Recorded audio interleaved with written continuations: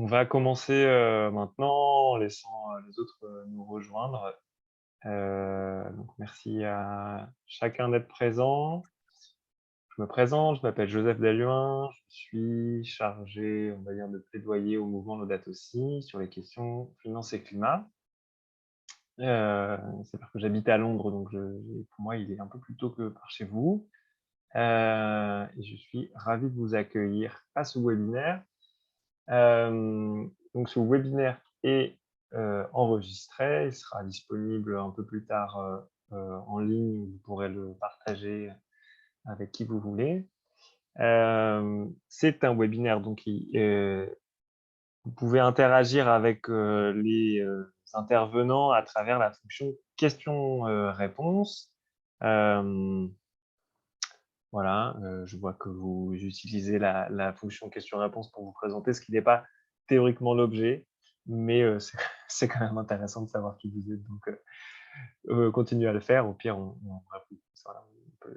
peut les évacuer d'une certaine manière. Si vous avez des questions, n'hésitez pas à les poser au fur et à mesure. Soit on tentera d'y répondre à l'écrit, soit on pourra aussi y répondre à l'oral, enfin les intervenants pourront y répondre. Donc le mouvement Laudato Si, c'est un mouvement international de catholiques, d'organisations et de personnes catholiques engagées sur la question du soin de la création. On mène tout un tas d'activités, dont une activité qu'on appelle plaidoyer prophétique, où on cherche à faire en sorte que la communauté catholique puisse aussi faire entendre sa voix pour transformer ce qui ne va pas structurellement dans la société, qui est particulièrement bien décrit dans l'encyclique Laudato Si. Et en l'occurrence, l'objet de ce webinaire, c'est d'aborder la question des énergies fossiles et la question de la production des énergies fossiles en particulier, qui aujourd'hui n'est pas du tout dans la bonne voie. On continue à créer chaque année de nouveaux projets d'extraction d'énergie fossile qui posent un problème pour le climat, mais qui posent aussi un problème pour les personnes affectées, pour la biodiversité, et qui posent un problème moral de comment on imagine garantir un monde vivable à l'avenir. Comme il en est coutume dans les événements organisés par le mouvement, on va commencer cet événement en prière et voilà, remettre la discussion à venir dans les mains du Seigneur. Je te passe la parole, Anne. Merci. Au nom du Père, du Fils, du Saint-Esprit. Amen. Dieu créateur, toi qui as voulu chaque créature, de la plus grande à la plus petite, et les as créées par ton amour, ouvre nos yeux pour que nous voyions la richesse et la fragilité de la biodiversité menacée par le projet ICOP, pour que nous voyions aussi toutes les destructions que ce projet et les autres projets d'action d'énergie fossile peuvent causer en abîmant le climat, qui fait partie des dons que tu nous as faits et dont nous dépendons. Seigneur Jésus, toi qui t'es toujours placé aux côtés des pauvres et des plus fragiles, ouvre nos oreilles pour que nous entendions le cri des personnes déplacées qui sont privées des moyens de vivre dignement à cause du projet ICOP. Ouvre aussi nos oreilles aux cris de tous ceux qui luttent contre ce projet et qu'on veut faire taire en ne respectant pas les droits humains les plus essentiels. Esprit Saint, toi qui as inspiré les prophètes à dénoncer toutes les injustices, ouvre nos bouches pour que nous fassions entendre par nos voix toutes celles qu'on veut étouffer, la voix de la terre et la voix des pauvres. Aide-nous à trouver les mots pour dire la vérité et faire comprendre l'urgence d'agir, de trouver d'autres chemins que ces projets qui blessent notre maison commune et si vains. Dieu d'amour, ouvre nos cœurs pour que nous soyons unis, à l'écoute, engagés et courageux. Que les souffrances de la terre et des hommes et des femmes d'Ouganda et Tanzanie soient notre souffrance et que nous agissions avec eux pour un monde renouvelé par ton amour. Amen. Amen.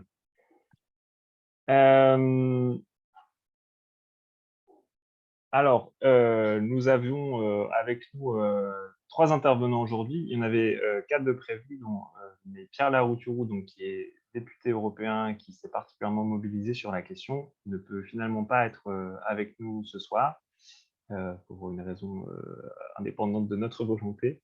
Mais c'est pas spécialement dramatique, parce qu'on a déjà pas mal de regards différents à apporter sur le sujet. Et on va tout de suite commencer avec Christian. Christian, j'ai peur de heurter ton nom. Donc je vais t'appeler Christian, si ça te va. Christian est organisateur du mouvement 350.org en Afrique. Il vit au Bénin. Et donc 350.org est un mouvement global qui travaille sur les questions climatiques et particulièrement mobilisé contre les nouveaux projets d'extraction fossile. Christian va pouvoir nous expliquer un peu en détail et dans une perspective africaine ce que c'est ICOP, ce que ça représente en termes d'impact climat, biodiversité et surtout sur les personnes affectées. Et puis nous raconter aussi les mobilisations sur le terrain pour essayer de faire dérailler le projet. Christian, à toi. Merci beaucoup, Joseph. Et je salue donc tous ceux qui sont connectés sur cette réunion. Et puis, voilà, tu m'as très bien présenté d'ailleurs. Je suis, les titres à 350 sont beaucoup plus en anglais. Je suis Regional Organizer pour l'équipe africaine. Et donc, je suis en charge donc, de tout ce qui est activité de 350 pour les pays francophones en Afrique. Et je ne suis pas celui qui devrait normalement venir ici sur ce webinaire pour parler donc du projet ICOP. Mais je travaille avec mon collègue donc, qui s'occupe des pays anglophones et n'ayant aucun mot en français, elle ne peut pas venir sur ce webinaire parce qu'elle ne parle pas français. Et donc, c'est pour cela que je suis ici. Mon collègue qui s'occupe, c'est Rukia, elle s'appelle, elle est basée au Kenya, c'est elle qui travaille donc en Ouganda et en Tanzanie. Mais nous discutons, nous stratégisons ensemble, nous faisons donc les stratégies ensemble sur tout ce qui se passe. Comme vous le savez, le monde et l'Afrique particulièrement, parce que ce projet se développe en Afrique. Nous faisons face à 2 crises actuellement. Et ces 2 crises alimentent toutes les autres crises que nous avons. C'est la crise climatique et la crise énergétique. Et la crise énergétique alimente toutes les autres crises, les guerres un peu partout. Les gens sont à la recherche donc de l'énergie par tous les moyens. Ce qui se passe aujourd'hui entre l'Ukraine et la Russie, vous savez que l'énergie est à la base de cela. Et donc, nous faisons face à ces 2 crises. Et l'Afrique, particulièrement mon continent, se fait donc aujourd'hui exposer de façon plus dramatique à ces 2 crises.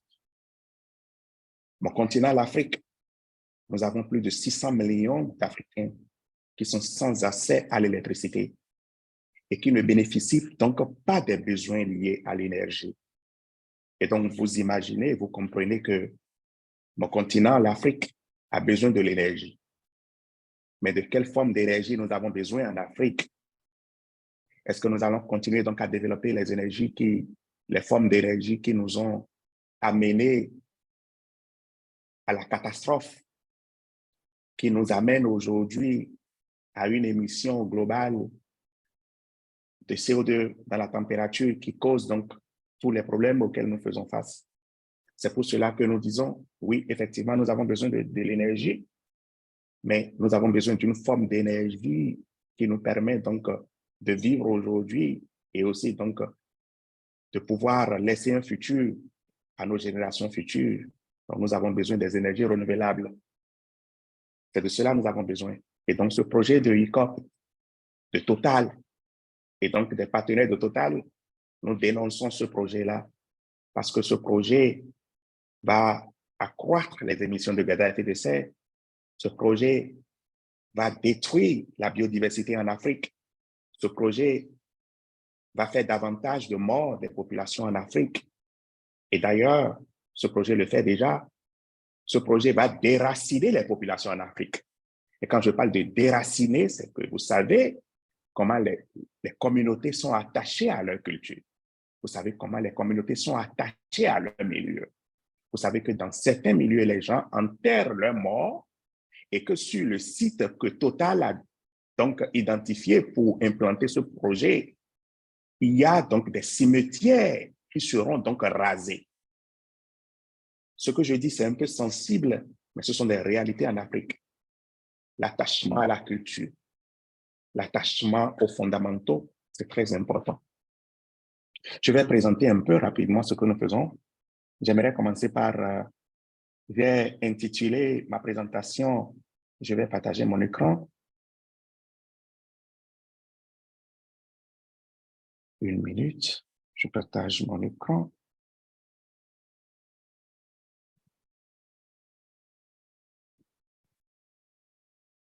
Voilà. J'ai intitulé ma présentation, le titre du webinaire, justement, la bombe EACOP, résister et agir ensemble. Nous devons résister à ce projet, mais nous devons agir ensemble, nous devons collaborer. De l'Afrique en Europe, en Asie, nous devons collaborer parce que lorsque les impacts du changement climatique, lorsqu'on vient dégrader la biodiversité en Afrique et qu'on a des affectations au climat en Afrique, ça va aussi toucher les pays en Europe, ça va aussi toucher les autres continents. Parce que ce qui se passe, même si c'est en Ouganda, même si c'est en République démocratique du Congo ou en Tanzanie, les affectations seront mondiales. 350, vous savez déjà, je ne vais pas m'éterniser. C'est un mouvement, comme Joseph, tu as dit, c'est un mouvement donc qui lutte pour mettre fin à l'ère des énergies fossiles, pour mettre fin au financement des énergies fossiles, à l'industrie fossile, et pour donc accompagner la transition juste vers les énergies renouvelables. C'est ce que nous faisons, parce que le changement climatique est déjà présent. Et parce qu'en Afrique, d'autres continents sont mieux positionnés par rapport donc à ce phénomène du changement climatique. L'Afrique est plus affectée par donc le phénomène. C'est donc pour cela que nous mobilisons, nous organisons, nous mettons en œuvre des campagnes, nous faisons de la communication sur tous les plans pour donc alerter sur ce qui se passe. J'aimerais donc arrêter le partage de la présentation tout de suite pour jouer une courte vidéo pour montrer donc ce dont je parle, le projet EACOP. C'est une courte vidéo et après je reviens parler. J'espère que tout le monde aura le son.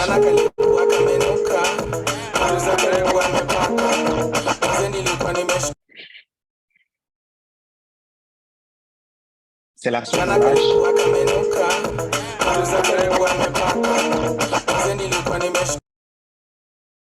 Voilà.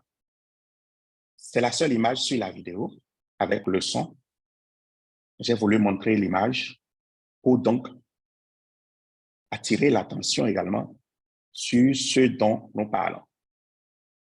Ce projet donc d'oléoduc, de Total Energy, entre l'Ouganda et la Tanzanie, qui a des affectations sur l'Afrique. Parce que le pétrole, donc, qui va transiter par ce tuyau que je viens de montrer dans la vidéo, le pétrole, donc, également, va provenir de la République démocratique du Congo, des forêts de l'UNESCO, des forêts, des zones protégées de l'UNESCO en République démocratique du Congo. On va donc également tirer du pétrole de ces forêts en République démocratique du Congo pour faire transiter par ce tuyau donc, que Total Energy a décidé donc, de construire. Qu'est-ce que nous faisons? J'ai dit cela, nous organisons les groupes d'activistes, les communautés à la base. Vous avez vu Vanessa sur cette image, qui est une activiste assez influente dans la zone. Elle travaille, nous travaillons ensemble avec elle et d'autres activistes. Nous les organisons, nous mobilisons les communautés à la base pour donc leur fait comprendre donc les dangers de ce projet. Parce que, en fait, nous n'allons pas devant pour dire non à ce projet. Nous faisons comprendre les dangers aux communautés et les communautés elles-mêmes maintenant se mobilisent pour refuser donc de tels projets. Nous disons non aux banques qui mettent donc l'argent dans le développement de tels projets. Nous n'avons pas besoin donc de financement de banques pour continuer à développer l'industrie fossile en Afrique. Il faut arrêter cela. C'est très important. Pourquoi nous disons non à ICOP? Le projet, c'est ICOP. Mais nous, notre campagne, c'est Stop ICOP. Et pourquoi nous disons non à ICOP? Pourquoi nous disons qu'il faut arrêter ICOP? Pourquoi il faut stopper ICOP? Il faut stopper ICOP pour le profit des communautés. Parce que ICOP, c'est ce projet donc, de canalisation destiné donc, au transport du pétrole en plein cœur de l'Afrique, qui va traverser l'Ouganda, la Tanzanie, sur une longueur de 1444 km, dont 400 km vont traverser le bassin du lac Victoria, avec 400 puits qui seront creusés pour un total de 216 000 barils de pétrole par jour. Voilà les éléments clés qu'il faut donc garder quand on parle donc de ce projet ICOP.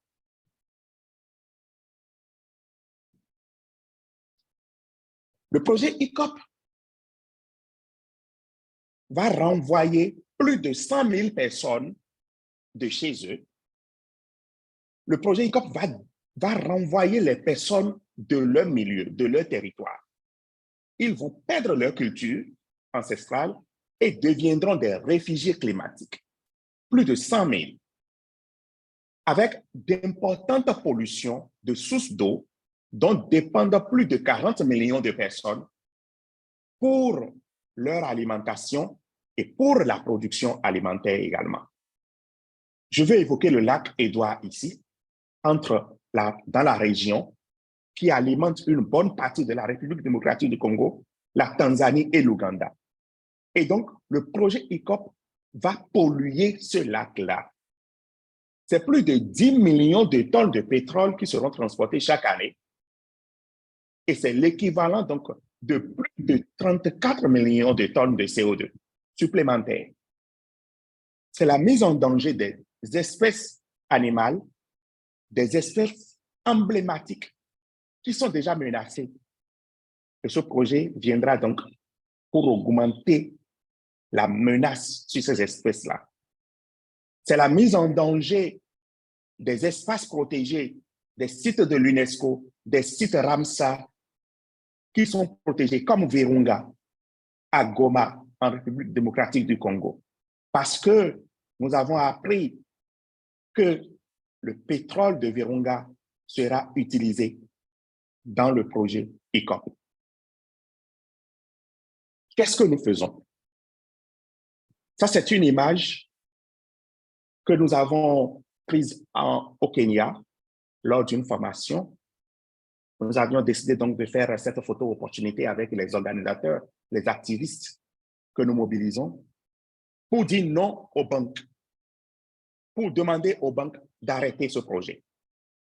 La semaine dernière, nous avons reçu l'information de Sumitomo Mitsui Banking Corporation. Cette banque a décidé de ne pas investir dans le projet ICOP, seulement la semaine dernière, ce qui fut une grande victoire. Nous avons envoyé un communiqué de presse. Nous attendons également donc d'autres banques qu'ils réagissent pour décider de ne pas financer donc ce projet. Standard Bank et d'autres banques chinoises.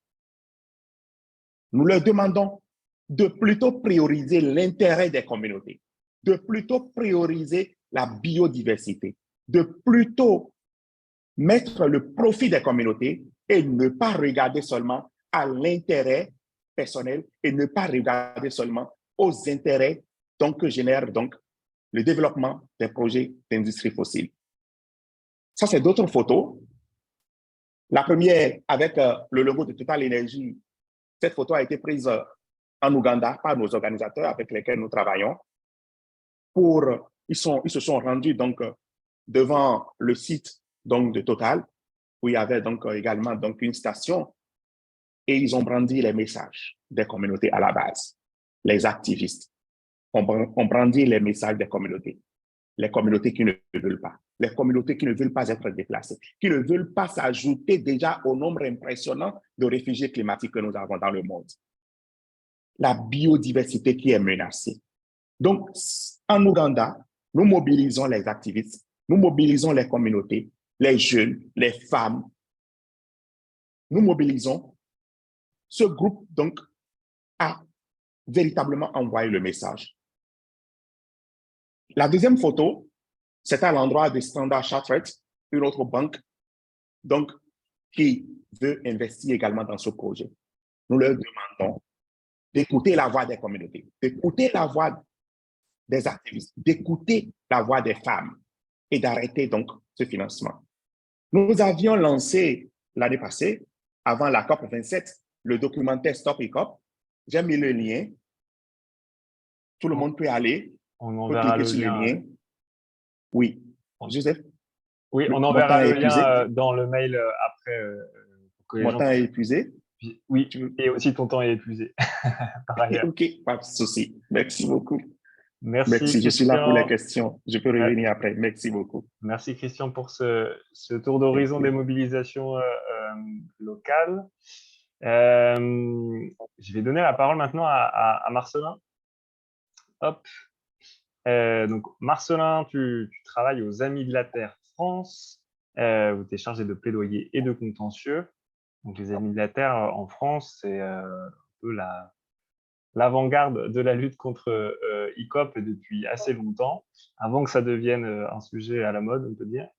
Est-ce que tu peux nous présenter un peu qu'est-ce qui est mené sur le sujet en France, de manière générale, pas que les Amis de la Terre, mais et peut-être passer un petit peu plus de temps en détail sur ce qui est mené sur le volet juridique et le contentieux en cours avec la loi sur le devoir de vigilance, qui est un sujet sur lequel vous en avez, les participants ont peut-être entendu parler, ça a été relativement médiatique ces quelques derniers mois.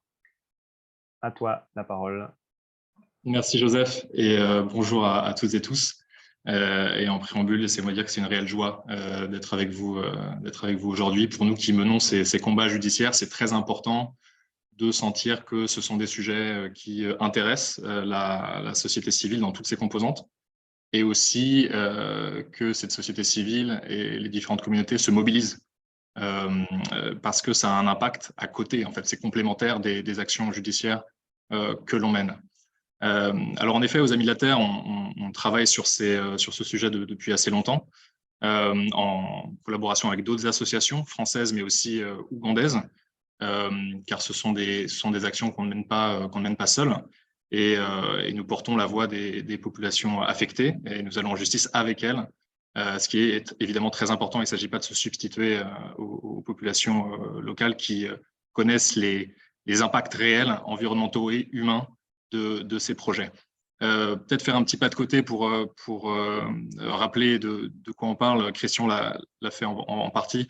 On a deux projets en fait, en Ouganda et en Tanzanie. Un projet qui s'appelle Tilanga, qui est un projet extractif vraiment de pétrole avec, comme le disait Christian, 400 puits de pétrole qui vont être forés, dont une grande partie dans un parc national protégé, où passe une partie du Nil. Et donc, ces puits-là vont être accompagnés de plusieurs infrastructures de traitement du pétrole qui vont également avoir un impact très important sur la nature et sur les populations. Et en complément, pour amener le pétrole qui sera foré dans cette région-là, aux abords du lac Albert en Ouganda, on va avoir ce projet EACOP, cet oléoduc qui va prendre ce pétrole et l'amener jusqu'à l'océan Indien sur la côte tanzanienne. Et donc, en effet, un oléoduc de près de 2400 km avec près de 120 000 personnes affectées, ce qui est considérable. Donc, on va avoir des impacts environnementaux très importants sur la faune, sur les écosystèmes, mais aussi évidemment sur les personnes qui sont déplacées et pour certaines qui doivent quitter des lieux qui leur permettent de vivre, à savoir des lieux où ils ont leur champ ou leur potager, ou vraiment qui leur permettent de vivre parfois dans des conditions très chiches sans être relogés. Revenons à nos actions. Tout ça n'aurait pas été possible, ces actions-là, s'il n'y avait pas eu une bataille très importante de la société civile en France pour faire exister une loi. Je serai très bref là-dessus. Il y a une loi qui existe en France depuis 2017, qui s'appelle la loi sur le devoir de vigilance des entreprises multinationales. Et c'est cette loi qui permet d'aller rechercher la responsabilité d'entreprises multinationales établies en France pour des faits, pour des activités qu'elles ont à l'étranger. Et c'est pour ça qu'un projet qui a lieu en Ouganda, mené par une entreprise française, ou par ses filiales, ou par ses sous-traitants, s'il porte atteinte à l'environnement ou aux droits de l'homme, peut engager la responsabilité de l'entreprise en France devant les tribunaux. Et c'est vraiment une spécificité française. C'est une loi qui existe dans 2 ou 3 autres pays européens, mais pas tout à fait dans la même forme. Donc, c'est assez novateur. Et donc, cette loi date de 2017 et le projet, en revanche, Tilenga et ICOP, a commencé bien avant, au début des années 2010.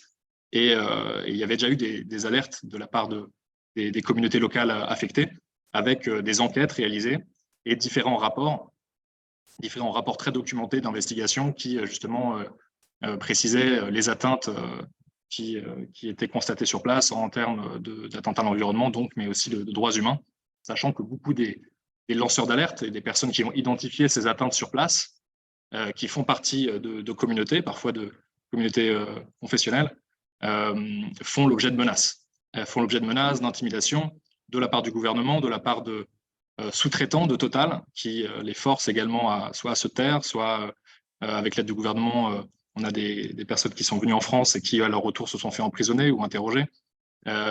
Et donc, on est dans un contexte extrêmement tendu. Et c'est pour ça que c'était aussi très important de mener ces actions judiciaires en France, parce qu'on les mène là où elles peuvent être menées. Et le contexte judiciaire actuel en Ouganda ou en Tanzanie n'est pas favorable à ce type d'action pour que des personnes puissent obtenir réparation, ou même que les milieux naturels puissent se défendre non plus. Alors qu'en France, le contexte est un peu plus favorable. C'est difficile, mais c'est un peu plus favorable. Donc, on a eu cette action qui a pu être basée sur la loi devoir de vigilance de 2017, avec une mise en demeure qui a été envoyée par les associations à Total en 2019 de s'expliquer sur le projet ICOP et le projet Total, le projet Tilenga, pardon, et sur certaines atteintes constatées. Total a répondu de manière extrêmement laconique et a un petit peu renvoyé la balle, expliquant qu'il n'y avait pas de problème et qu'il n'y avait vraiment rien à voir là-bas. Et c'est sur cette base, en fait, de ce refus de Total de se saisir du problème qu'a été initiée une action en justice devant le tribunal judiciaire. Et normalement, ce sont des actions qui peuvent être menées assez rapidement en utilisant des voies d'urgence, qu'on appelle des voies de référé. Mais malheureusement, comme la loi était nouvelle, il y avait beaucoup de sujets qui n'avaient pas encore été tranchés par les juridictions ou même par le législateur. Et Total en a profité pour, pardonnez-moi l'expression, mais pourrir la procédure. Et la procédure, qui normalement était une procédure d'urgence, compte tenu des enjeux locaux, a duré près de 3 ans et demi. Donc, il a fallu attendre depuis 2019 jusqu'en 2023 pour obtenir une décision de justice et pour avoir un juge qui nous dit, puisqu'on était dans une procédure d'urgence, un juge qui nous dit en réalité, ce dossier est trop complexe pour être jugé par un juge comme moi, un juge de l'urgence. Il faut suivre une procédure ordinaire qui est beaucoup plus longue. Ce qui est évidemment extrêmement frustrant parce que les associations et les populations locales affectées n'étaient absolument pas responsables du fait que cette procédure durait. C'était Total et ses avocats, très nombreux et très puissants, qui ont tout fait pour retarder cette procédure. Mais le combat n'est pas terminé. Il y a encore bien des voies pour mener ces combats-là, sachant qu'il y a des procédures en injonction pour empêcher que le dommage se produisent, qu'ils soient environnementales ou humains. Mais il y a aussi des actions en réparation. C'est-à-dire qu'une fois que le dommage est fait, on peut aussi agir pour obtenir réparation. Et ce sont des pistes qu'on est en train d'étudier, car pendant cette procédure. Et c'est pour ça que Total fait tout pour retarder ces procédures judiciaires. Pendant ces procédures, évidemment, le projet en Ouganda et en Tanzanie continue. C'est-à-dire que les tranchées sont forées, les populations sont déplacées parfois depuis très longtemps, avant même d'avoir été compensées. Parfois non plus donc accès à leurs terres. Les programmes alimentaires d'aide alimentaire ne suivent pas. Donc c'est très important aussi avec nos partenaires locaux. Et on parle de 5-6 associations très impliquées en Ouganda, de documenter ces atteintes pour ensuite demander des comptes à Total devant les juridictions françaises ensuite. Et c'est très important parce que même si ces procédures sont longues et frustrantes, parce que en effet, il est parfois très dur d'en voir le bout et le temps judiciaire n'est pas celui du procès, n'est évidemment pas celui des populations affectées ou de la nature. C'est très important ces procédures judiciaires parce que ça permet de cristalliser quelque chose, d'attirer l'attention sur un sujet, en l'occurrence celui de ces projets mortifères, et de communiquer, de mobiliser. Et même si Total n'est évidemment pas, ne satisfait pas nos demandes, le fait qu'il y ait cette lumière braquée sur ce projet-là, ça oblige Total à communiquer, à faire attention à ce qu'ils font, même si encore une fois, on n'en est pas là. Donc ça peut accélérer certains processus de compensation, par exemple, pécuniaire ou de relocalisation, même si encore une fois, on fait encore face à de très très graves violations. Et puis c'est très important aussi parce que ça permet de mobiliser la société civile. Et comme je vous disais en introduction, c'est tout à fait complémentaire. Cette mobilisation, pour nous, elle est essentielle. Que ce soit des associations qui en France vont se mobiliser par le biais justement de pétitions ou d'actions devant les banques, ou même comme ça va être le cas lors de l'Assemblée générale de Total en fin de semaine, vendredi. Tout ça est très important parce que ça permet une vraie prise de conscience et c'est vrai que par rapport au début du projet, quand les Amis de la Terre et d'autres associations ougandaises s'étaient saisies du sujet, c'était encore très confidentiel et ça pouvait encore avoir une connotation de sujets d'écolos qui s'énervent encore contre un projet qui permet au contraire à des populations locales de se développer. On n'en est plus du tout là. On n'en est plus là. Aujourd'hui, on parle de scientifiques. Il y a une tribune qui est sortie très récemment dans Le Monde, de scientifiques, près de 200 scientifiques, dont certains contributeurs des rapports du GIEC, qui clairement établissent que ce projet tue. Ce projet tue la nature, ce projet tue les habitants de cette région-là. Et c'est un sujet dont la société civile se saisit et c'est essentiel pour maintenir la pression également sur les tribunaux, parce que les juridictions, les juges, ce sont des hommes, des femmes comme nous, et ils sont aussi attentifs à ce qui se passe en dehors. Et parfois, si la loi a changé, le système judiciaire auquel nous avons affaire, lui, n'a pas changé. Et donc, c'est très important que ces hommes, ces femmes qui jugent, qui rendent la justice, se rendent compte qu'il y a une attente dans la société civile française, mais également, en l'occurrence, ougandaise ou tanzanienne. Il y a une attente et qu'il y a des outils juridiques pour faire cesser ces atteintes.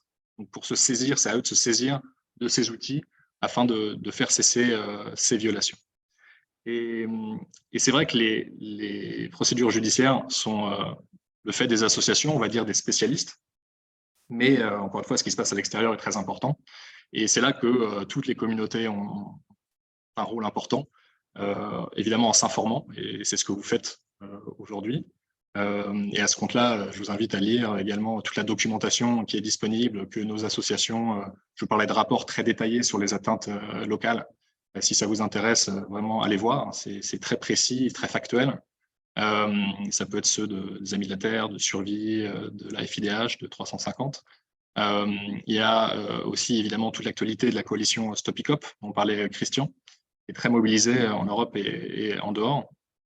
Pour attirer l'attention sur ce projet. Il y a beaucoup de communication sur les réseaux sociaux également, donc c'est à chacun aussi de transférer, d'éveiller ses proches à ces questions-là. C'est très important de faire connaître ce sujet, aussi pour ne pas laisser le narratif de Total s'installer. parce qu'il y a évidemment des stratégies de communication extrêmement agressives pour nous faire passer pour extrémistes ou comme illégitimes, alors qu'encore une fois, ce sont des actions qu'on mène avec des populations qui souffrent et une nature qui souffre sur place. Et que c'est évidemment pas Total qui est en train d'aider les Ougandais à se développer et à mieux vivre. Et enfin, sur la question financière, j'en terminerai par là, parce que c'est un sujet important, ces projets-là ne verraient pas le jour s'ils n'avaient pas de soutien financier. Et par exemple, le fait qu'il y ait eu cette mobilisation importante de la société civile a fait que les banques françaises ont toutes décidé, et publiquement ont communiqué dessus évidemment, de ne pas financer directement le projet ICOP. Évidemment, ce n'est pas suffisant, dans le sens où nous avons également d'autres procédures contre ces banques qui, pour beaucoup, restent des financeurs très importants, par exemple de Total. BNP est le deuxième financeur de Total, avec des lignes de crédit très importantes qui ne sont pas affectées. Donc, c'est de l'argent qui peut financer en fait, indirectement ICOP, mais aussi par le biais de leur actionnariat. C'est-à-dire que, par exemple, Amundi, Crédit Agricole, sont le premier actionnaire de Total. Donc, c'est très important de maintenir la pression et à notre petite échelle aussi, d'aller voir nos conseillers financiers ou nos connaissances pour les sensibiliser à ce sujet. Je m'arrêterai là, Joseph, mais on peut évidemment rentrer dans le détail. Et si vous avez des questions, n'hésitez pas. Merci beaucoup, Marcelin. Alors, je crois comprendre que Christian, tu dois te déconnecter, tu as une urgence. Merci beaucoup d'avoir été présent. Et si tu peux te reconnecter, c'est très bien. Et sinon, on tâchera de répondre aux questions qui t'étaient adressées. On pourra reparler finances. Merci Marcelin, ça fait une bonne transition sur un des leviers d'action qui est un peu propre aussi au monde catholique, mais on en parlera après. Je vais passer la parole à Benoît Hagan, qui c'est difficile de te définir. Tu es activiste pour le climat et en même temps activiste catho pour le climat. Il y a beaucoup de chantiers sur lesquels tu as été engagé dans ta vie jusqu'à présent. Tu as notamment été engagé dans un collectif de jeunes cathos qui a interpellé les évêques sur la question de ICOP.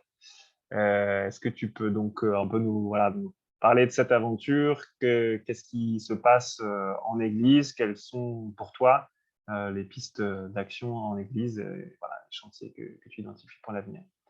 Et je vais... Hop. Oui, très bien, j'espère que vous m'entendez bien.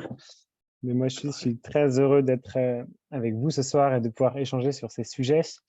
Donc Marcelin et Christian, avant, ont déjà bien rappelé pourquoi ce projet ICOP était un projet mortifère, il fallait qu'il cesse. Il y a beaucoup de personnes dans la société civile qui sont mobilisées contre ce projet, donc les associations comme les Amis de la Terre et d'autres.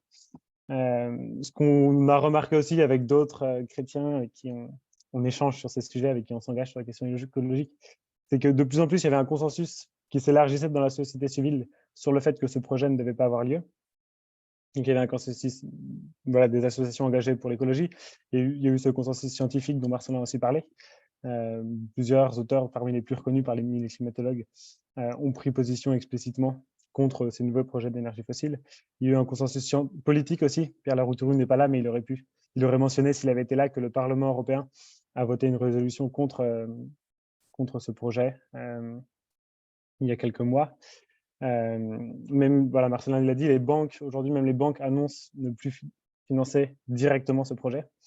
Donc nous, on s'est dit qu'il manquait aujourd'hui une voix de l'Église qui allait directement sur ce projet, parce que c'est pas seulement un enjeu économique. On pense qu'il y a aussi derrière des questions morales et des questions spirituelles. Aujourd'hui, le combat spirituel, il se joue aussi dans des projets très concrets, et qu'on doit aussi dire non à des projets mortifères qui ne donnent pas la vie. Et puis le constat qu'on faisait, c'est que l'Église, sur ces questions écologiques, s'était quand même beaucoup mis en mouvement depuis la date aussi, depuis 2015, avec cette parole très forte, explicite du pape François en faveur de l'écologie intégrale, qui avait eu des dynamiques. On peut penser au label Église verte, qui s'est quand même beaucoup répandu dans les paroisses, qui permet des mises en action assez concrètes dans les lieux pour essayer de changer concrètement le fonctionnement des communautés, diminuer le bilan carbone, essayer de réunir des gens. De plus en plus, il y a des lieux de formation sur les questions d'écologie intégrale, de groupes de lecture de la TOSI, des retraites spirituelles qui ont lieu. mais il nous semble qu'il manque des paroles concrètes qui engagent la société de la part de l'Église, de la part des évêques, par exemple des pasteurs, mais aussi des chrétiens dans leur généralité, et que ce projet ICOP, c'est un bon prétexte. C'est devenu symbolique aujourd'hui des projets contre lesquels il faut se battre, des projets destructeurs du climat et de l'environnement. Donc, on peut attendre une prise de parole assez explicite des chrétiens et de leurs pasteurs contre ce projet. Donc, avec un petit collectif, initialement proche du collectif Anastasis, on s'est réunis pour réfléchir à ça, pour aller d'abord interpeller les évêques, en particulier Monseigneur Mathieu Rouget, qui est l'évêque de Nanterre, donc là où il y a le siège de Total, qui est aussi membre du conseil permanent de la conférence des évêques de France, pour lui demander de prendre position contre ce projet. Et puis en fait, on s'est dit qu'on pouvait déjà nous porter cette voix de jeunes. Donc en octobre dernier, pour la fête de la Saint-François, on a écrit une tribune où on était 400 jeunes à demander aux évêques de prendre explicitement position contre ce projet.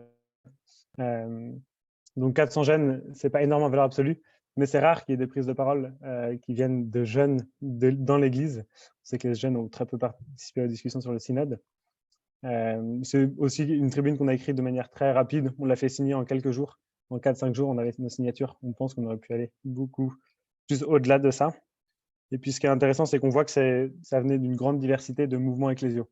Ces jeunes qu'on a rassemblés autour de ce texte. Il y avait des scouts d'Europe, scouts d'univers de France, scouts de France.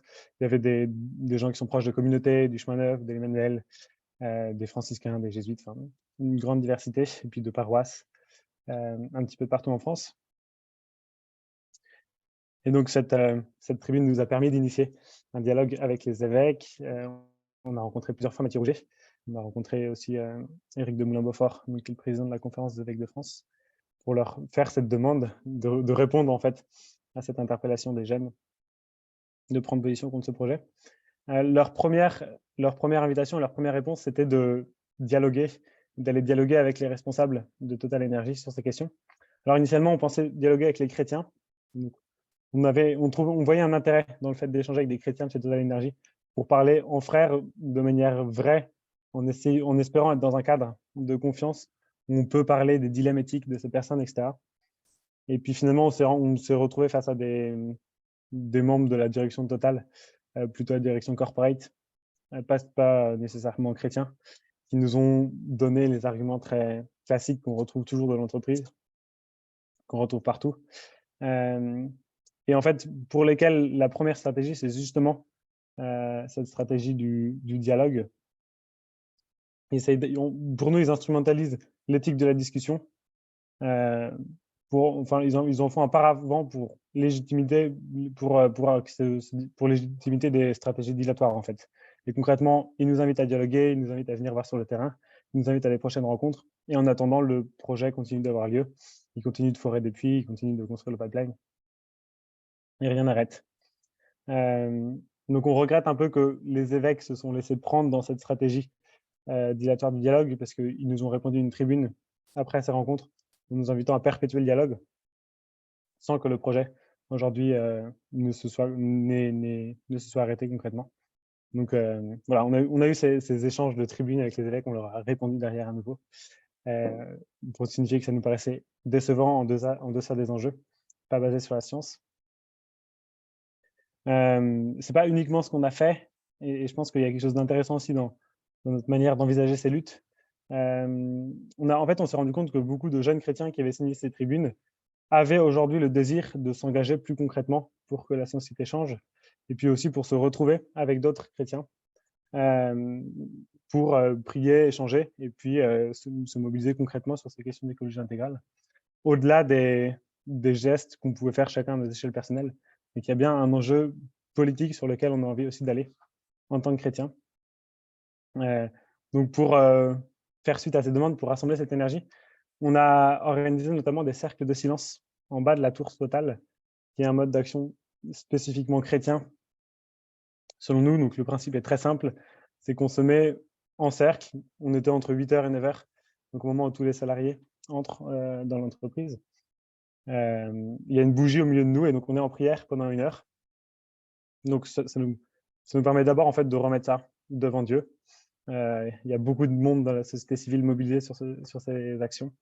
Peut-être moins qui prient. Donc, nous, on est là pour prier pendant 1 heure. On l'a fait notamment juste avant les procès, pour confesser dans la prière.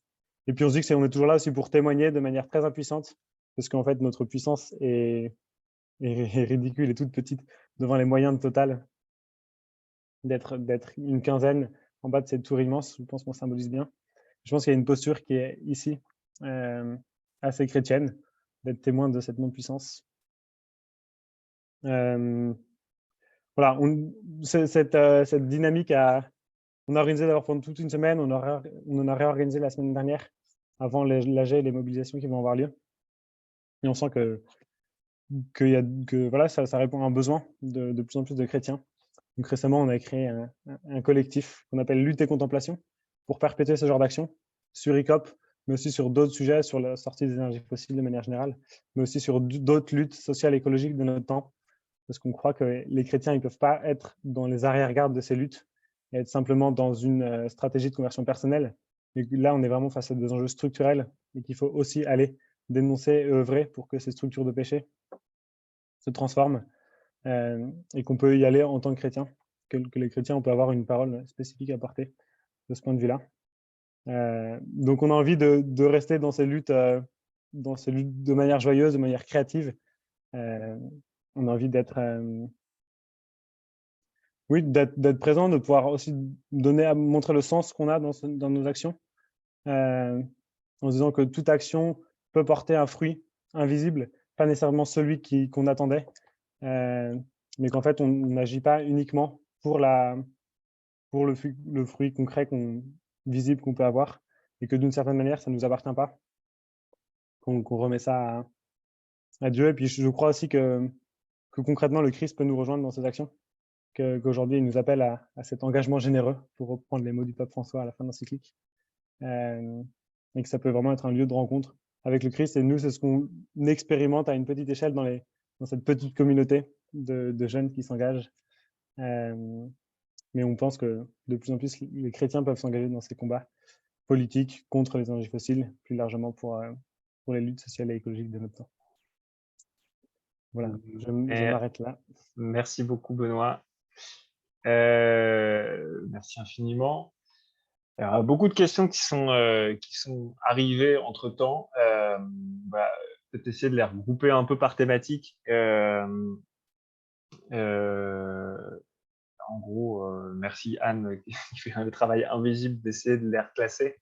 Mais il y a un peu 2 pôles. Il y a la question de mobilisation en France. Qu'est-ce qu'il est imaginable de mettre en œuvre? Je pense qu'on pourra en discuter avec 2 perspectives. Une très générale, abordée par Marcelin, et peut-être une qu'on peut aussi approfondir entre ce que propose le mouvement Laudato Si et ce que tu as évoqué, Benoît, en chrétien, en tant que chrétien, je ne sais pas comment on peut dire.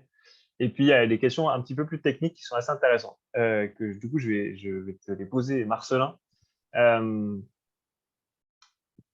D'une part, il y a la question de c'est quoi le rôle du gouvernement français dans le projet ICOP? Est-ce que tu peux nous dire la posture du gouvernement par rapport à ICOP? Première question. On a évoqué la question de... Alors, c'est Christian qui parlait plutôt de l'UNESCO et de Virunga. Est-ce que la dimension de patrimoine mondial, elle joue un peu là dans le recours? Je ne sais pas si c'est le cas. Et globalement, dans le recours que vous menez, c'est quoi les atteintes aux droits? Parce qu'on a parlé du contenu général, mais on n'a pas parlé des atteintes aux droits très précises. C'est quoi les atteintes aux droits que vous exposez? On parle là-dessus brièvement, voilà, 3 minutes là-dessus. Oui, et merci pour vos questions. Concernant le soutien du gouvernement français, c'est un soutien qui est invisible mais qui est réel, car le gouvernement français met en réalité sa diplomatie au service de Total. Ça a été documenté, on a un rapport d'une 20aine de pages sur ce sujet-là. Et en général, quand notre gouvernement ou ses représentants voyagent en Afrique, et notamment en Ouganda, comme ça a été le cas, il y a des cadres de Total, et notamment de la filiale locale, qui sont présents. Donc, il y a un soutien diplomatique qui est aussi lié, comme le projet est localement soutenu par le gouvernement de Museveni. On a un soutien tacite, ou en tout cas aucune condamnation. Aucune condamnation de la part de l'État, aucune prise de position sur ce sujet-là. Et pour finir sur ce point, c'est évidemment un enjeu de plaidoyer pour nous, dans le sens où nous rencontrons des décideurs, notamment parce qu'on essaye en ce moment de faire passer la même loi qui permet cette action, mais au niveau européen. Il y a en ce moment une bataille qui a lieu à Bruxelles pour faire en sorte que cette loi concerne tous les Européens. Et donc, on a l'occasion de rencontrer des décideurs, notamment des parlementaires, mais c'est un peu plus difficile d'avoir accès au gouvernement. Sur la question de l'UNESCO, je n'ai pas connaissance de prise de position de l'UNESCO concernant ces projets, mais c'est un sujet qui en tout cas inquiète à l'ONU, où il y a une commission des droits de l'homme, et il y a des rapporteurs spéciaux qui s'intéressent à ces sujets-là et qui ont publié plusieurs rapports sur ce sujet-là, enfin, qui est Tilenga et ICOP, et qui documentent en fait ces atteintes. Et ce sont des constatations. Il y a des missions sur place qui sont menées par les services donc, de l'ONU, dont dépend l'UNESCO, hein, mais on parle de quelque chose qui est différent tout de même, qui sur place enquêtent, font des rapports et publient des choses que nous ensuite on peut utiliser dans nos écritures devant les tribunaux. Et sinon, comme le disait très justement Benoît, l'autre institution qui a pris une position sur le sujet, c'est le Parlement européen, qui a adopté une résolution après avoir mené aussi un travail de visite et d'enquête sur place. Et sinon, je crois que c'est à peu près tout en termes de prise de position publique ou d'institutions publiques. Et enfin, concernant les atteintes aux droits humains, en tout cas, tel que je comprends la question, le problème principal, en tout cas le premier qu'on a identifié très vite, c'est celui du déplacement des populations. Et donc, qui dit déplacement des populations, dit atteinte aux droits de la propriété. Et en fait, il y a beaucoup de personnes qui se sont fait expulser, qui se sont fait déplacer, et qui, à un moment donné, ont été obligés de quitter leur terre, ou à qui on a fait interdiction de cultiver leur terre avant même que le projet voie le jour. Et ça pose évidemment des problèmes. Premier problème, c'est celui de la rémunération, un problème pécuniaire. On a des personnes qui ont interdiction, qui ont été expulsées, mais qui n'ont toujours pas touché de compensation, ou quand ils ou elles ont touché une compensation, celle-là était dérisoire. Donc c'est vraiment quelque chose qu'on va contester pour faire en sorte que ces personnes qui ont été expulsées soient justement compensées pour cette expulsion, et qu'elles soient aussi relogées si nécessaire.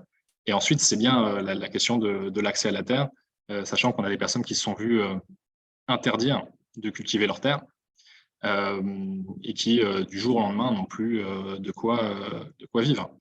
Et on parle à la fois de s'alimenter et pas uniquement de faire commerce de ses produits agricoles, mais vraiment de s'alimenter. Donc, on a des situations de famine. C'est des sujets sur lesquels on est en train de travailler pour démontrer que les populations qui ont été dans ces situations ont connu de graves atteintes, et que Total n'a absolument pas, alors qu'ils avaient justement été prévenus par les associations de ce problème-là, n'ont absolument pas pris la mesure de ces sujets et ne les ont pas traités. On a donc ce sujet qui est lié vraiment à la question des compensations, on a le sujet lié au droit à l'alimentation. On a le sujet des défendeurs des droits humains, comme je le disais tout à l'heure, des personnes qui sont intimidées, qui sont mises en prison et qui vraiment voient leur liberté d'expression bafouée, sachant que les mécanismes de concertation, on a par exemple en France, à chaque fois qu'un projet est mené avec une commission du débat public, avec des réunions d'information et parfois même des votes, et tout ça a été bafoué là-bas. C'est-à-dire qu'à aucun moment la voix des personnes dont le village va être traversé, voire rasé, dont l'église va être détruite, dont les sépultures vont être détruites à cause de ce pipeline, ces personnes-là, pour la plupart, n'ont pas été consultées, et quand elles ont voulu se faire entendre, ont fait l'objet de menaces. Donc c'est aussi des droits humains qui existent et pour lesquels on va se battre pour des réparations. Et ensuite, la dernière grande catégorie d'atteintes, ce sont des atteintes aux droits de l'homme liées aux inondations, en fait. Donc, ce sont des personnes qui, pareil, vont voir leurs exploitations affectées à cause d'inondations et vont pouvoir cultiver leur champ. Ce sont un peu les grandes atteintes liées aux droits de l'homme. Il y a évidemment toute la question des atteintes à l'environnement, qui est évidemment très importante. Ok, merci Marcelin, c'est très complet et très clair surtout. Il y a quelques autres questions autour de quelle alternative au projet. Je vais peut-être les résumer et apporter un début de réponse, mais si vous voulez compléter, dites-moi, Marcelin et Benoît. Donc, une critique récurrente qui est de dire c'est un projet au bénéfice du développement de l'Ouganda et de Tanzanie, le territoire sur lequel les projets auront lieu. C'est un sujet, c'est une critique intéressante. Il y a plusieurs modalités de réponse à ça. D'une part, la question du développement ne doit pas évacuer la question de la nature du développement. Est-ce qu'un développement basé sur l'extraction des énergies fossiles, c'est un bon développement? Et la question de la véracité des perspectives de développement liées à l'exploitation des fossiles, à savoir que c'est vraiment un produit d'exportation. Donc, la rémunération des deux États concernés, elle est liée à une convention qui n'est pas du tout proportionnée aux profits futurs liés au projet. Et puis, il y a d'autres perspectives, c'est-à-dire que ça vient poser la question telle qu'elle est posée, elle vient aussi poser des questions de ça veut dire quoi une justice climatique qui prend en compte la sortie des fossiles. Petite page de pub supplémentaire sur le mouvement Laudato Si. Le mouvement Laudato Si mobilise les gens, donc on pourra discuter après de ce qu'il est possible de faire pour les personnes qui sont présentes ici. Elle mobilise aussi les investisseurs catholiques pour faire en sorte que les investisseurs catholiques coupent le robinet financier ou en tout cas jouent leur rôle de prescripteurs de ce qu'ils font avec leur investissement et qu'ils cessent d'investir dans les énergies fossiles, donc ce qu'on appelle le désinvestissement, on pourra en reparler après. Et il y a un troisième volet qui me semble important, c'est de faire en sorte que la communauté catholique, qui est donc mondiale, avec des gens dans les pays du Nord, dans les pays du Sud, se saisissent du sujet et défendent l'instauration de ce qu'on appelle, nous, un traité de non-prolifération des énergies fossiles, qui est l'idée que comme on a travaillé à la non-prolifération des armes nucléaires pour essayer de limiter la possibilité d'une apocalypse, c'est pas le bon mot parce que vous savez ce que ça veut dire, mais une fin du monde liée à l'usage des énergies nucléaires, il faudrait imaginer un dispositif international qui permette de sortir des énergies fossiles tout en limitant les impacts négatifs pour les pays pour qui ça voudrait dire ne pas sortir des énergies fossiles, pour les pays dans lesquels le secteur des énergies fossiles est vital pour les sources d'emploi, que la sortie des emplois elle soit financée, soit prise en charge collectivement, elle soit prise en charge à l'échelle la plus générale possible. Donc, très concrètement, si Pierre Larouturou était là, il aurait sans doute parlé de l'idée d'une compensation pour non-exploitation des énergies fossiles, qui est quelque chose un mécanisme qui existe sur les sujets de biodiversité, mais qui a aussi pas mal été discuté par rapport à un projet en Équateur qui s'appelle ITT Yasuni de mémoire, où l'idée c'était de mettre aux enchères une non-extraction des énergies fossiles en faisant payer la communauté internationale pour un manque au développement. C'est compliqué, ça pose tout un tas de questions, mais en tout cas, c'est une des perspectives qui permet de dire les énergies fossiles vont rester dans le sol, elles ne vont pas réchauffer le climat mondial, et en même temps, on offre aussi une forme de contribution internationale au développement du sujet. Voilà, pour répondre là-dessus. Est-ce que vous voulez compléter, Benoît, Marcelin, là-dessus? Peut-être juste pour dire en 2 mots qui a été constaté aussi dans plusieurs pays où il y a eu des extractions d'énergie fossile, c'est que le fait d'exploiter ces ressources, ça ne bénéficie pas forcément à la population locale.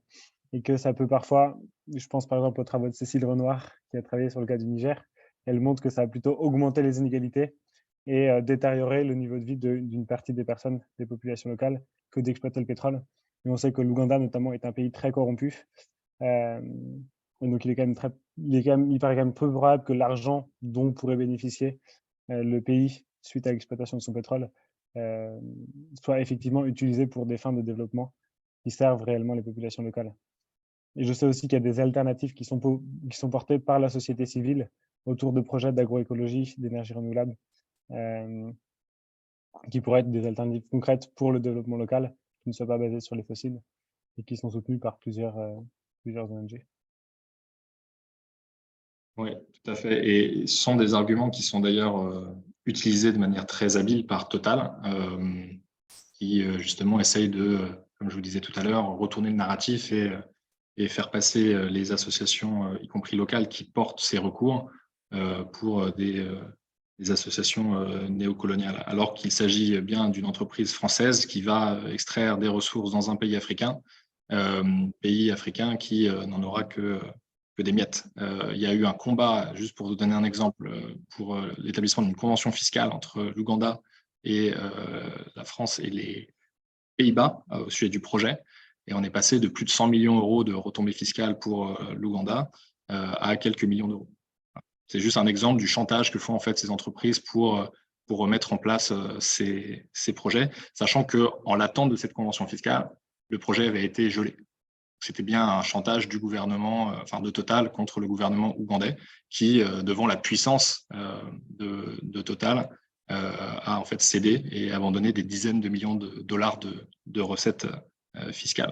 Et bien sûr, il y a des alternatives qui existent et qui sont réfléchies pour le développement local, mais également en termes de transfert, comme tu le disais, Joseph, sont des initiatives qui sont encore assez loin d'être finalisées parce que ça n'arrange pas beaucoup de multinationales, en fait, qui ont juste besoin de maintenir la dépendance de certains pays aussi à leurs produits, à leurs services, et c'est le cas de Total. Et encore une fois, oui, comme vous le disiez tous les deux, il s'agit de produits qui vont être en grande partie destinés à l'export et qui vont très peu bénéficier aux populations locales, sachant qu'il y a il y a quelques centaines d'emplois qui vont être créés sur place, vraiment une fois le projet construit, pour opérer ces infrastructures. On le voit déjà, il y a beaucoup de manœuvres en fait très qualifiées qui vient de France, beaucoup d'ingénieurs qui viennent notamment de France et absolument pas des ingénieurs locaux. Donc c'est vraiment autant d'exemples que ces projets-là, pour autant qu'ils amènent en effet quelques retombées pour les populations locales, ces retombées sont en général très négatives. Yes, merci. Et donc, il y a une troisième salle de questions autour des questions de mobilisation. Qu'est-ce qu'on peut faire, nous qu'est-ce qu'on peut mettre en œuvre, nous, les participants, à ce webinaire et donc, il y a beaucoup de réponses possibles. Marcelin a déjà évoqué un certain nombre de choses, juste pour donner un éclairage sur ce qui se passe côté mouvement Laudato Si ou côté Cato, on va dire. D'abord sur l'européanisation du devoir de vigilance. Donc, il y a un projet de directive qui étendrait la loi française à l'ensemble de l'Europe, ce qui serait quand même un coup de pouce, même si ça ne résout pas tous les problèmes, ce serait un coup de pouce. Donc, en France, on connaît tous le CCFD, qui fait partie d'un réseau européen qui s'appelle CITSE, qui est extrêmement actif sur le sujet, et donc qui a interpellé, qui travaille, qui fait en sorte aussi de travailler avec les évêques pour que les évêques donnent de la voix sur ce sujet-là, dans l'espoir d'influencer les parlementaires européens, la Commission, mais aussi les États membres, parce que les États membres ont aussi un pouvoir important. Et le mouvement Laudato Si se fait le relais de cette thématique-là. On a signé avec eux une lettre récemment. Donc, si vous êtes proche de votre évêque, ou de votre supérieur de congrégation, ou de quelqu'un un peu influent, il peut aussi participer à essayer de convaincre que ce sujet vaut la peine d'être défendu d'une manière ambitieuse. Ça, c'est le premier volet sur le volet européen. Et après, tu as évoqué les questions financières. Donc, il n'y a plus de financement direct de banques françaises, mais qu'en fait, quand même, les acteurs financiers français pèsent lourd dans la capacité qu'a Total à créer ce projet. Et donc, on a des propositions assez simples à mettre en œuvre pour vous.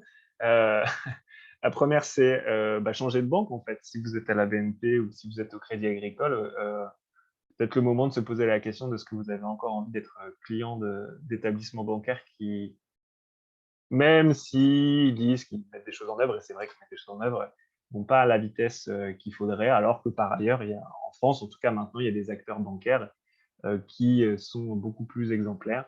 Tout le monde connaît plus ou moins la Nef et le Crédit Coopératif, mais d'autres grandes banques commencent à donner des voies intéressantes comme le Crédit Mutuel ou la Banque Postale. Donc, c'est possible de changer de banque. Si ce n'est pas possible de changer de banque, c'est aussi possible d'interpeller votre banque. Donc, sur le site du mouvement Laudato Si, il y a désormais une page sur les questions bancaires où vous pouvez aller voir ce qui se passe dans votre banque, en apprendre un petit peu plus sur votre banque et un modèle de courrier que vous pouvez envoyer en catholique à votre manager de banque. Et il y a la question du désinvestissement. Voilà. Ce qu'invite à faire le mouvement Laudato aussi, c'est toute personne, quel que soit son statut dans l'Église, peut écrire à son évêque en lui suggérant de réfléchir soigneusement à la politique d'investissement du diocèse. Un diocèse en France a forcément des placements financiers. C'est un peu la norme, même si ce n'est pas des giga investisseurs comme des fonds de pension américains, ça reste quand même des petits prescripteurs. Et ça ne coûte pas grand-chose d'envoyer un courrier à son évêque, d'enclencher une dynamique de réflexion, et on espère que le sujet peut devenir quelque chose d'important et que voilà, la manière dont l'Église comprend l'éthique en termes de placement financier intègre mieux le sujet des énergies fossiles. Voilà, si on veut être sérieux avec le changement climatique, si on veut lire décemment Laudato Si, il faut cesser tout investissement dans les énergies fossiles, parce que avec les projets déjà existants, avec ce qui est déjà dans les rails, on va déjà dans le mur. Donc il faut complètement cesser les investissements dans les énergies fossiles pour tout réorienter vers les énergies renouvelables.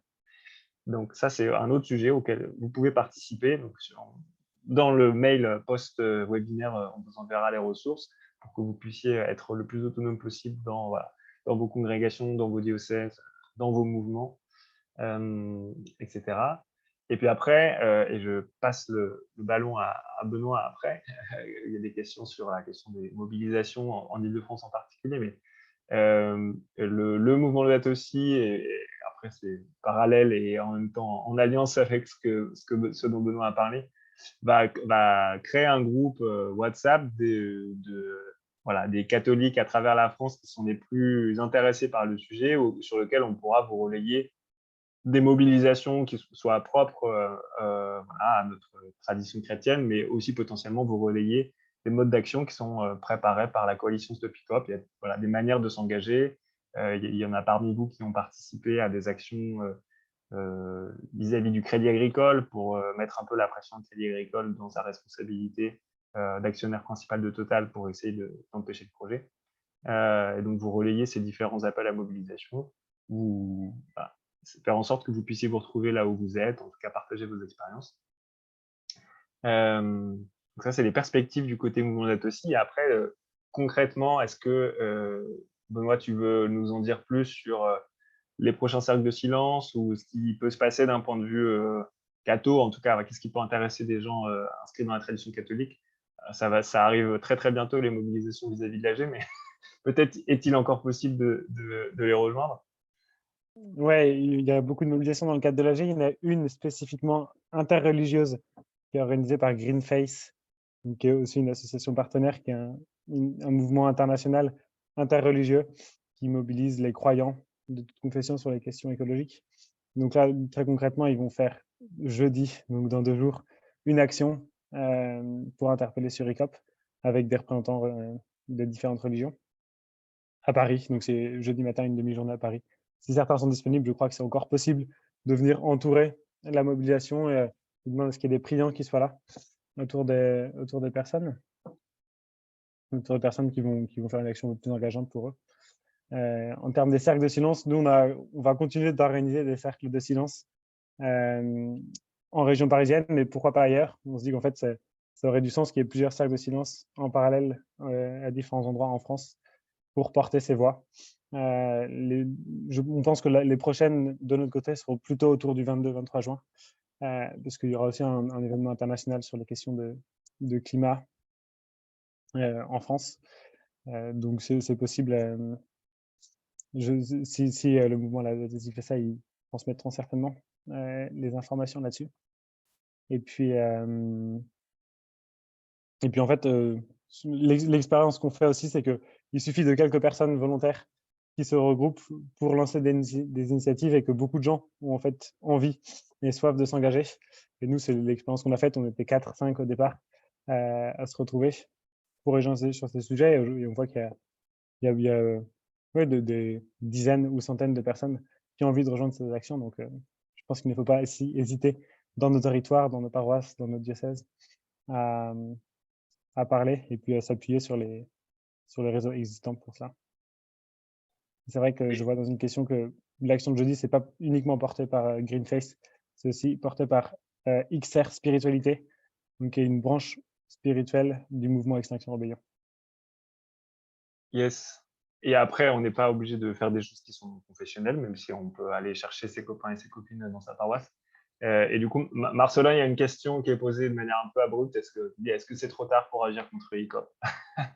Quelles sont les pistes là d'issues positives? Tu en as parlé, que le fait que la société civile mobilisée, ça joue aussi sur la perception de la justice. Voilà, quels sont pour toi les chantiers prioritaires pour des personnes qui sont présentes ici? Oui, alors il faut garder espoir. Et je pense en toutes circonstances, réellement, on prend évidemment des revers, mais il y a également des victoires. Et à chaque fois qu'on rend la vie des entreprises qui mènent ces projets plus compliqués, on prend ça comme une victoire dans le sens où ça complique la mise en œuvre de ces projets. Personne ne sait ce qu'il adviendra de ces projets. Comme je vous l'ai dit tout à l'heure, notre action, elle est évidemment complémentaire de celle des mobilisations. Vous pouvez vous rendre à nombreuses réunions qui ont lieu devant le siège de certaines institutions financières, de Total. Vous pouvez vous faire entendre si vous êtes actionnaire de Total. Il y a beaucoup de petits porteurs qui commencent aujourd'hui à se mobiliser, qui votent des résolutions climat et qui d'ailleurs vendredi à l'AG vont se faire entendre. Et je pense vraiment que plus ce projet et l'action de ces entreprises, parce qu'aujourd'hui on parle de Total, mais il y a en réalité des sujets avec beaucoup de grandes entreprises, pas uniquement dans les énergies fossiles. Plus nous serons vocaux, unis, et plus ça paraîtra légitime. Plus ça paraîtra être un sujet d'intérêt général, parce que ça en est un. Vraiment, on lutte pour la vie en Ouganda quand on lutte contre ICOP. Pour la vie des habitants, pour la vie des milieux qui sont mis en danger. Et donc, il y a un vrai sujet de publicité au sens premier du terme, à savoir de rendre ces sujets visibles. Et c'est pour ça que c'est très précieux de voir Laudato aussi se saisir de ces enjeux et nous inviter pour en parler. Il y a évidemment les actions du quotidien, comme Joseph en parlait, à changer de banque, parler à ses proches de ce sujet-là, mais il n'y aura pas de petits pas. Et je pense que tout ça, en effet, fait système, tout ça est complémentaire. Et plus on sera vocaux, visibles à ce sujet-là, plus une entreprise comme Total, qui est très présente en France et qui nous compte tous comme clients, hein, si vous avez un véhicule. Et maintenant, il commence à vendre en plus de l'électricité. Plus évidemment, le projet peut-être ira dans une meilleure direction ou sera abandonné. Amen. Merci beaucoup. Il est bientôt 18h15, la fin prévue de ce webinaire. Merci beaucoup Marcelin, merci beaucoup Benoît, merci beaucoup Anne qui dans les coulisses répond à vos questions et s'active. Donc j'ai évoqué les perspectives d'action du côté du mouvement Laudato Si. J'espère que vous avez bien pris note de ce qui se passe dans les jours qui viennent. On vous envoie à vous tous inscrits un courriel demain avec les différentes informations, les liens vers les rapports évoqués par Marcelin, les différentes sources que vous pouvez lire. N'hésitez pas à retrouver dans la presse catholique, l'Avis a fait un excellent dossier sur ICOP récemment, donc vous pouvez vous en saisir aussi. Et puis voilà, il y a tout un tas de chantiers qu'on va pouvoir mener ensemble. En tout cas, c'est un enjeu pour le mouvement Laudato Si en France de réussir à faire en sorte que ICOP ne passe pas inaperçu et n'ait pas lieu au final. Et voilà, je crois avoir tout dit. Anne, s'il faut compléter, c'est le moment ou jamais. Et sinon, il me reste qu'à vous souhaiter une bonne soirée et à bientôt. Merci à tous. Merci beaucoup, merci pour l'invitation. Merci pour l'invitation également. Merci. Merci beaucoup.